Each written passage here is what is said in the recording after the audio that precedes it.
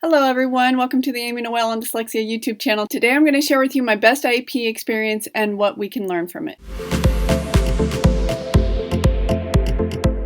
This is not my best IEP experience because everything went the way I wanted, but because we were able to problem solve and collaborate and come up with a solution that I was happy with and the school was happy with. I really felt like we worked as a team. First off, I want to say at this school site, they had a habit of having the admin pop in and out of the meeting and not be at the whole meeting because they were always short on admin. So to make it look good on paper, they would say that admin was there, but really they were just checking in every now and then. After a few times of this, I finally spoke up and said I'm not okay with the admin not being there the whole time, and if they're not available, then I'd rather reschedule the meeting. From then on, it wasn't a problem. And in this IEP meeting, the admin was key to our success. This was Jefferson's initial IEP. In the middle of his second grade year, I pulled him out of the Spanish program. I put him in the Spanish immersion program because my oldest son did fine in it. He never spoke Spanish and he had a hard time with writing it. He didn't have the greatest grades either, but he was able to get through elementary school and learn Spanish. I thought maybe it would be the same situation for Jefferson, but I pulled him out in the middle of second grade year at Christmas break. At the same time I pulled him out of the Spanish program, I also wrote a letter to the school requesting that he be evaluated because of our family history of dyslexia. I also saw that he was performing at the bottom of his class, but I thought that his IQ was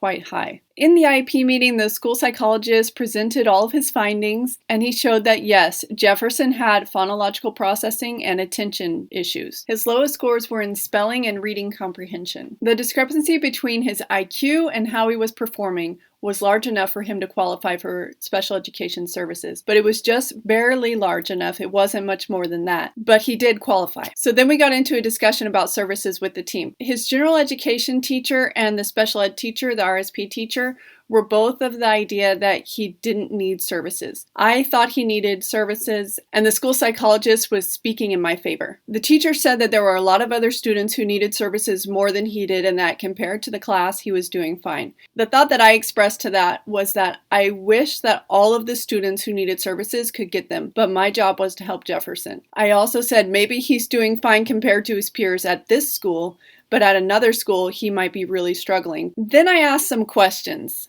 And I think this is what really turned the meeting around. Digging deeper and finding out more information brings up everybody's thoughts and puts it into a pool of information. And then we can come up with ideas that we didn't have before because we have more information. I asked the special education teacher what would happen if Jefferson did get an IEP, just hypothetically. She said, the problem is he is not at the same level as other kids who are in RSP at his grade. And so if he was pulled, the services I'm doing for them would not meet his needs. He would be too far above what they're doing. I said, well, what if he were to go with the third graders, but that would mess up the schedule? Then I expressed my concerns. I said, he's in second grade now. If he goes into third grade without getting an IEP, and he needs it, he's going to fall further behind because in third grade, the curriculum really speeds up and you're reading to learn instead of learning to read. The other concern I expressed was that if Jefferson didn't get IEP services in that meeting, then he would need to wait a whole year to get retested. That would be the middle of third grade, and he might be really struggling by then. While we were talking about these different concerns, it gave the administrator time to think of something that she then expressed. She said that her daughter had a physical limitation that she needed accommodations for, but she didn't need any academic goals, so it was a consult IEP. The general education teacher and the RSP teacher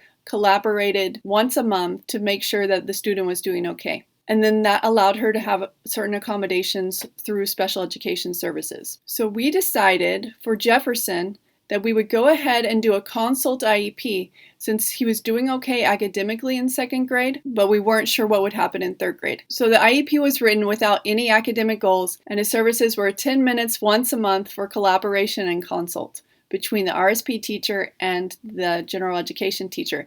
That way they could monitor how he was doing, and if he were to fall behind, they could go ahead and have another meeting and write some IEP goals. Sure enough, in third grade, things got really hard for Jefferson. His teacher felt like he really needed services for writing. So we had an IEP meeting and wrote up some academic goals, and he started to get support from RSP for writing. The moral of the story for me was to collaborate with the IEP team to speak calmly and gather information from each member of the group.